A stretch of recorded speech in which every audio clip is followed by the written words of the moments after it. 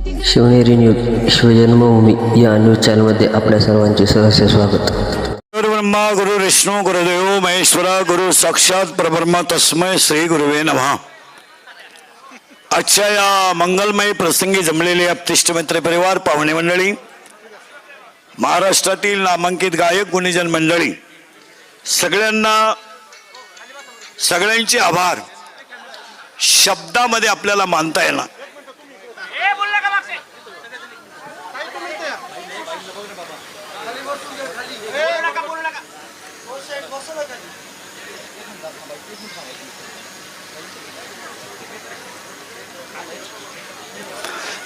संपलं का रे तुमचं?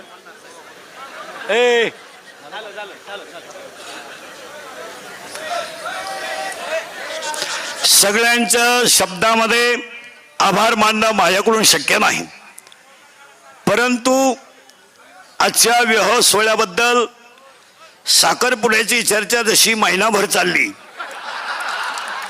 तशी ही चर्चा 1 वर्षभर आरामशीर चालेल.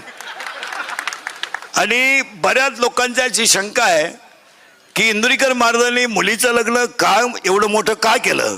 तर लोकांचा पहिला एक शंका आहे की इंदुरीकर महाराज लोकांना सांगतात की लग्न साधे करा आणि स्वतः मोठा केला. त्याचं उत्तर असं आहे, ज्याची परिस्थिती आहे, ज्याला संतांनी दिलंय आणि ज्याच्यावर ज्ञानोबरायाची कृपा आहे त्याने जरूर करावं. पहिली शंका आहे. दुसरी बस खाली. दुसरी एक ओरड आहे की एवढे आज जरा जेवण झालं, त्यात 2-3 कमेंट पडल्या जेवणाच्या की इंद्रिकर महाराज एवढं जेवण घालतात, मग त्यांनी मठ्ठ्यावर मी बोलतो, मग त्यांनी मठ्ठा केला का? तर पहिला प्रश्न, तो मेठ्ठा मी माझ्या सगळ्या कार्यक्रमातून वजा केला, म्हणजे त्याच्याबद्दल बोलायचं तुम्हाला राईट नाही. दुसरी गोष्ट, बऱ्याच लोकांनी गुलाबजांबूची चर्चा केली, तो लांब असावा. मी गुलाबजांबू केलाच नाही, हा दुसरा मुद्दा केला.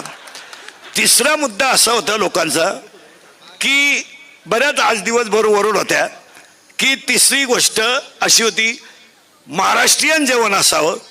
लोकांनी तसं काय केलं तर रात्री, सकाळी आणि आत्ता आपण जे जेवण केलंय, आम्ही शुद्ध सात्विक वारकरी माणसं आहोत. आम्ही महाराष्ट्रातली आहोत, छत्रपतीच्या रक्ताची आहोत. आम्ही दुसरं पदार्थ खाऊ शकत नाही. हे पहिली गोष्ट आहे. मग बऱ्याच लोकांची उद्या एक शंका राहील की ह्या माणसाने एवढा कार्यक्रम मुलीचा का केला. महाराज, तुम्हाला बसणाऱ्याला माहीत नसेल, आमची मुलगी आणि मुलगा आज मोठा झाला हे तुम्हाला आज दिसतं. आज माझी मुलगी मोठी झाली हे दिसतंय, पण आम्ही दोघं कीर्तनकार असताना माझ्या मुलीला आणि माझ्या मुलाला कधीही वडिलांचं सुख कधी मिळालं नाही. 3 महिन्याची माझी मुलगी असताना दुसऱ्याच्या घरामध्ये ठेवून आम्ही कीर्तनं केली. माझ्या मुलांनी 10वी पर्यंत आत्तापर्यंत त्यांची वडिलांचा संपर्क कधी आला नाही. तुम्हाला पाहायचंच असेल तर शास्त्री बसलेले आहेत. माझा स्वतःचा मुलगा नामदेव शास्त्रींकडे शिकायला त्यांच्याकडे आहे. त्यांनी सांगावं, मी 3 वर्षामध्ये माझ्या स्वतःच्या मुलाला सुद्धा भेटायला गेलो नाही.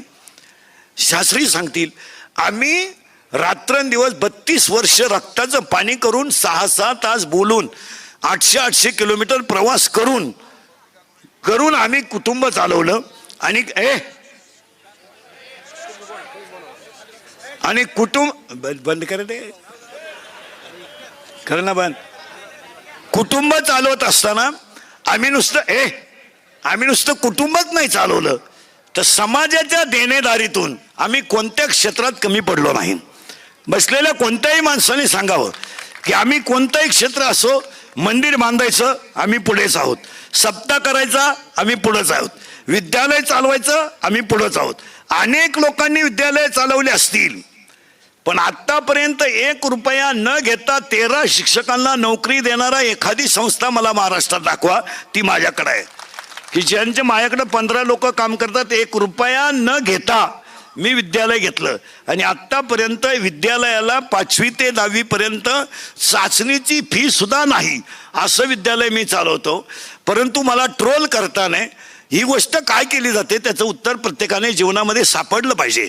आता या गोष्टी आता उद्या प्रश्न उभा राहील, एवढा खर्च यांनी उपलब्ध केला कसा. हे पैसे यांनी आणले कुठून? मग काही एक वर्ग असं म्हणेल जनतेतेच गोळा केले आणि जनतेला दिले. दुसरा वर्ग असा म्हणेल त्यांनी जनता लुटली. तिसरा वर्ग असा म्हणेल त्याला सगळ्यांचं समर्पक उत्तर आहे, माझ्यावर प्रेम करणारी जेवढी भक्त मंडळी आहे त्या भक्त मंडळीने 90% लग्नाचा खर्च स्वतः केलेला आहे. स्वतः केलेला आहे. स्वदेश प्रॉपर्टी असेल, कातोरे साहेब असतील, आमचे सगळे मित्रपरिवार असेल, तुम्ही बँडवाल्याला विचारा, मंडपावाल्याला विचारा, आचार्याला विचारा, आत्तापर्यंत माझ्याशी 26 वर्षात एकाही बँडवाल्याने आचार्याने व्यवहार केला नाही. त्यामुळे तो ट्रोल करण्याचा कोणालाही अधिकार नाही. ज्यांना आता आम्हाला देणाऱ्यांनी दिलाय त्यामुळे त्याच्यावर चर्चा व्हायचं काही काम नाही. आता फक्त मी तुम्हाला एवढंच सांगेल की ते ट्रोल करा काय, हा ज्याच्या त्याच्या बौद्धिक पातळीचा प्रश्न आहे. मी किती सांगितलं तरी 1.5 लाख रुपये जरी देऊन सोन्याची नळी आणली तर कुत्र्याचं शेपूट सरळ होत नाही, हा सिद्धांत. म्हणजे सोन्याच्या नळीत जरी घातलं तरी त्याच्यामध्ये ते होणार नाही. त्याला एक शब्द सांगतो बाबा, सांगू का शास्त्री? हा सांगू का? विश्वामध्ये जेवढे ग्रंथ झाले त्या ग्रंथांमध्ये श्री गणेशाय नमः, ओम श्री गणेशाय नमः, ओम नमोजी. पण सांगदेव 65 लिहिताना सांगदेव 65 मध्ये 3 गोष्टी अशा आल्यात, एक हठयोगी आहे आणि एक ज्ञानयोगी आहे.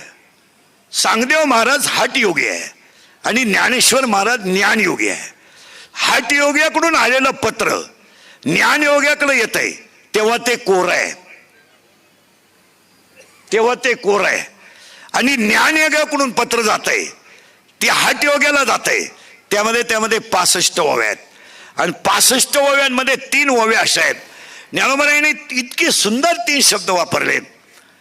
अलंकार तुम्ही कोणताही करा, अलंकार तुम्ही कोणताही करा आणि त्याला कोणताही आकार द्या, पण अलंकार सोनं सोन्याचं सोने पण सोडत नाही.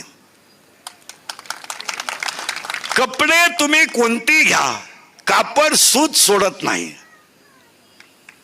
आणि गुळ तुम्ही कापा, फोडा, भुगा करा, पाण्यात भाजवा, शिजवा, गुळ त्याची गोडी सोडित नाही.